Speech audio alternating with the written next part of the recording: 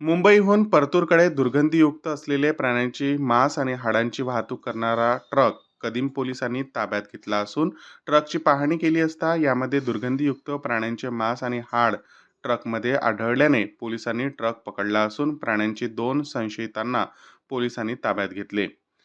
ट्रकमध्ये असलेले हाड हे कोणत्या प्राण्यांचे आहे हे अद्याप स्पष्ट झाले नसून ट्रकमधील हाडामासांचे नमुने वैद्यकीय तज्ज्ञांकडे पाठवले असून त्यांच्याकडून आलेल्या रिपोर्ट नंतर सदरील हाडे आणि मांस कोणत्या प्राण्यांचे हे स्पष्ट होईल, अशी माहिती DYSP अनंत कुलकर्णी यांनी दिली आहे.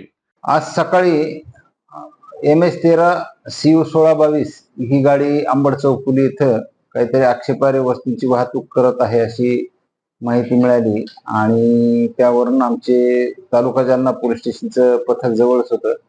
त्यांनी त्या गाडींना तपासलं असता त्या गाडीमध्ये हाडं मिळून आलेली आहेत जनावराची. त्याचे नेमकी कोणत्या जनावराची हाडं आहेत याबाबत आम्ही शोध घेत आहोत.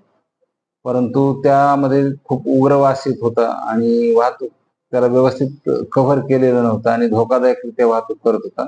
म्हणून प्रथमदर्शनी या गोष्टी निष्पन्न झालेल्या आहेत म्हणून त्याच्या विरुद्ध आपण गुन्हा दाखल करत आहोत.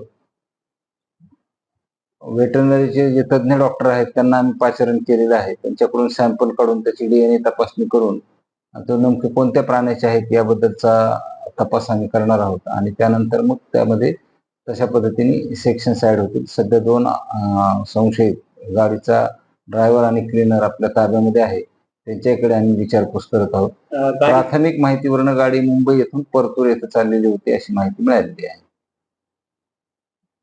महाराष्ट्र टुडे मराठीसाठी ब्युरो रिपोर्ट विलास गायकवाड, जालना.